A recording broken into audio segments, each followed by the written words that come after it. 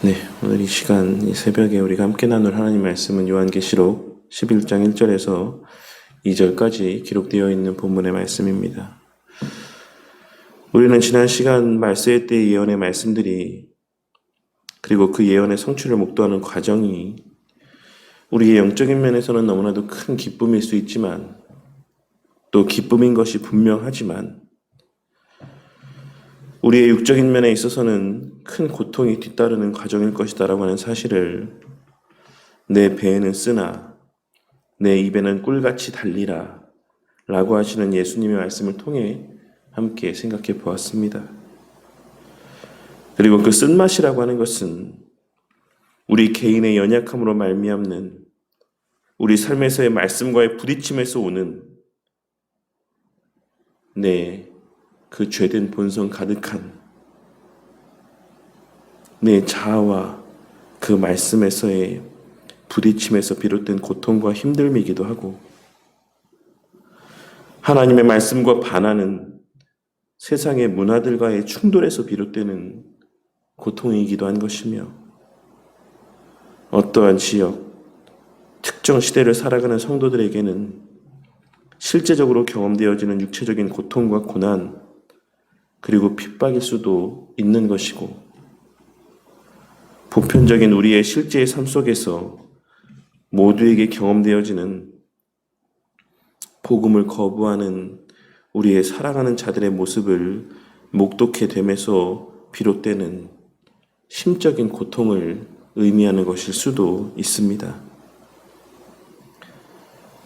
우리는 우리의 구원의 확신으로 말미암는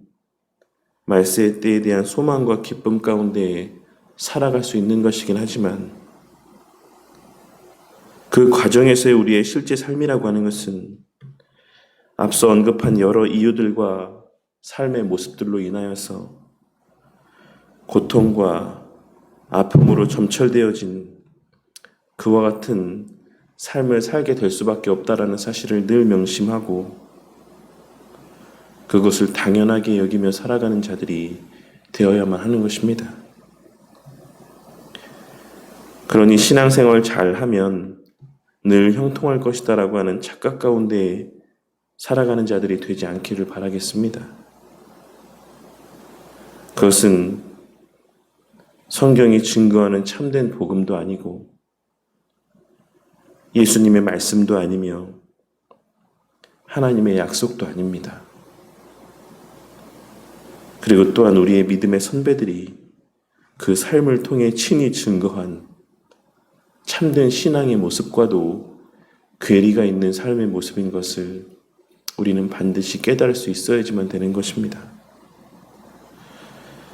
우리는 그저 매일의 삶 속에서 목도하는 여러 모양의 힘듦과 고난 속에서도 그러한 우리들에게 베풀어지고 또한 보증된 확실한 구원의 은혜에 대한 확신으로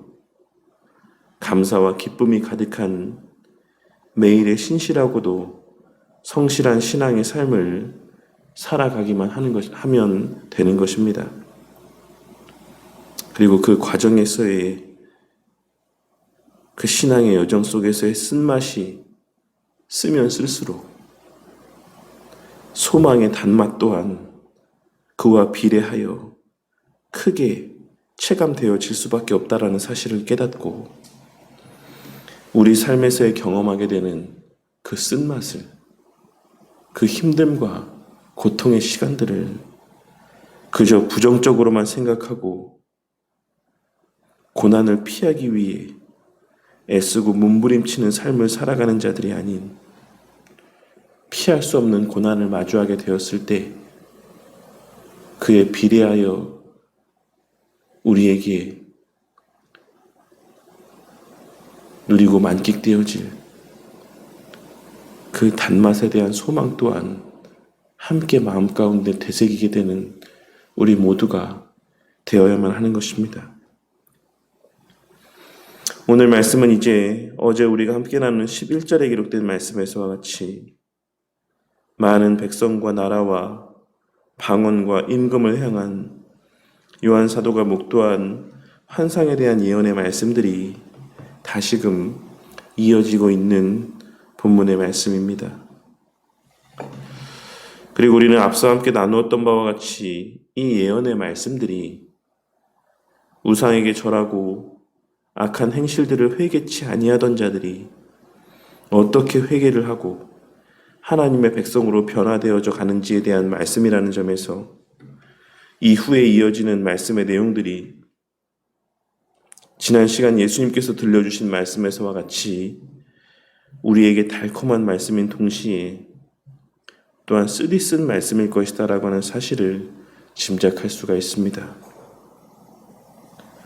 요한사도는 그 시작을 1절에 기록된 말씀에서와 같이 지팡이 같은 갈대로 하나님의 성전과 제단과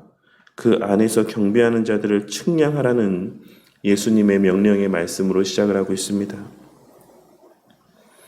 본문 말씀에서의 성전과 제단이 무엇을 의미하는지에 대하여서는 여러 의견들이 분분하긴 하지만 대체적으로 일치되는 견해는 이러한 상징물들이 주의 몸으로서의 교회 공동체를 의미한다라고 보는 견해입니다. 전에도 말씀드린 바 있는 것처럼 요한 사도가 목도하는 이 성전은 인류 역사의 전반에 걸쳐 존재해온 시간과 공간을 초월한 보편 교회 공동체를 의미하는 주님께서 늘 함께 하시는 그 하나님의 백성의 무리를 의미하는 상징적인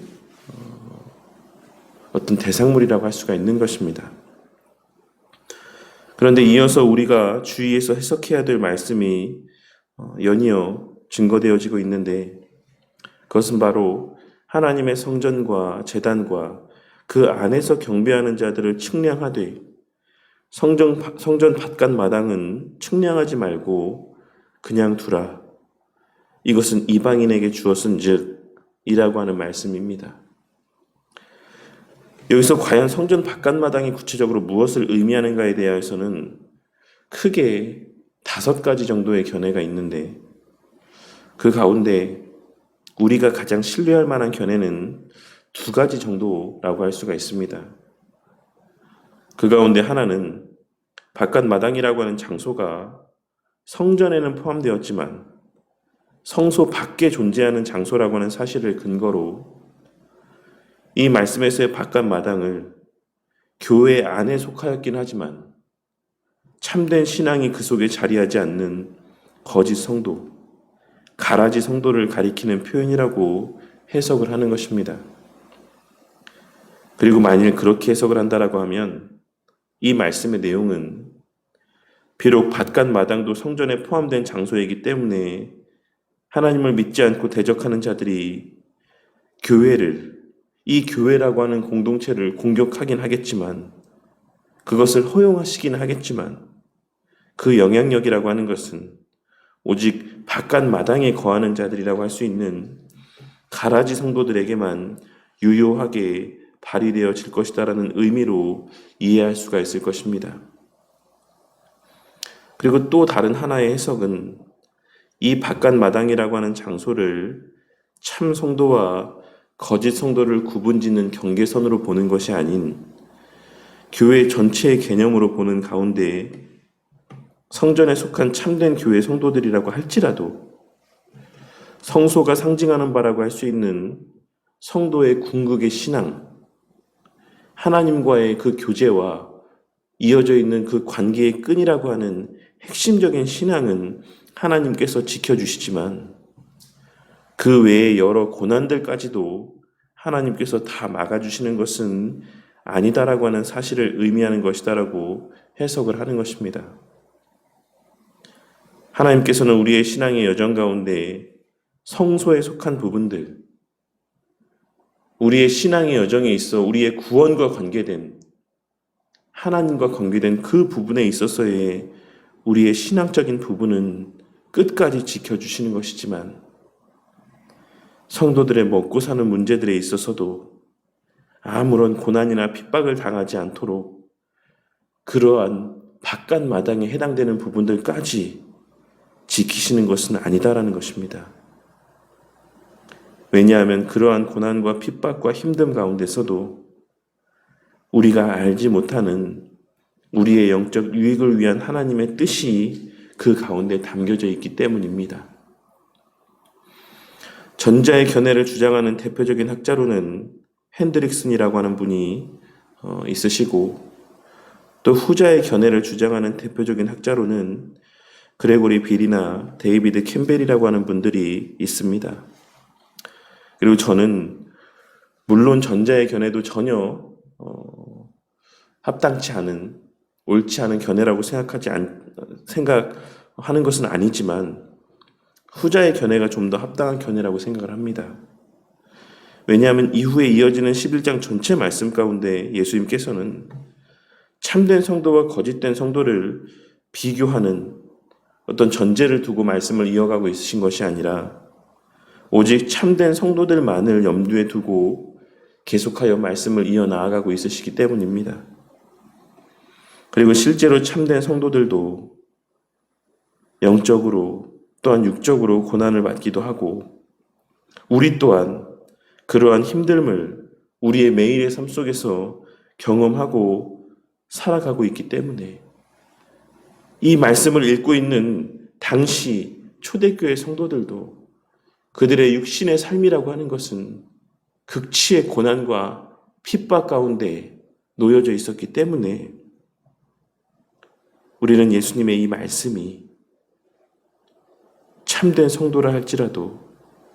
이 땅에서의 삶 가운데 하나님께서 허용하시는 힘듦과 어려움과 고통과 고난을 경험할 수 있다라는 의미로 해석을 하는 것이 더 합당하다라고 생각을 하는 것입니다. 하지만 그럼에도 불구하고 우리가 놓치지 말아야 되는 것은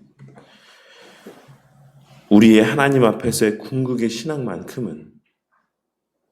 그 성전의 성소에 해당되는 부분만큼은 그 누구도 손대지 못하도록 우리 주님께서 굳건하게 지키실 것이다라고 하는 사실을 우리는 오늘 말씀을 통해 발견하고 깨달을 수 있어야지만 되는 것입니다. 그리고 그 기간, 그때는 42달이라고 하는 기간 동안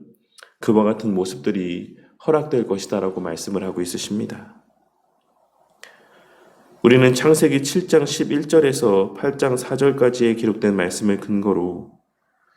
일반적으로 성경에서의 한 달이라고 하는 표현은 30일을 기준으로 계산되어지는 것을 확인할 수가 있습니다. 그러니 여기서의 42달이라고 하는 기간은 날수로는 1260일에 해당되는 기간으로 우리는 이를 바로 이어지는 3절에 기록된 1260일의 때이자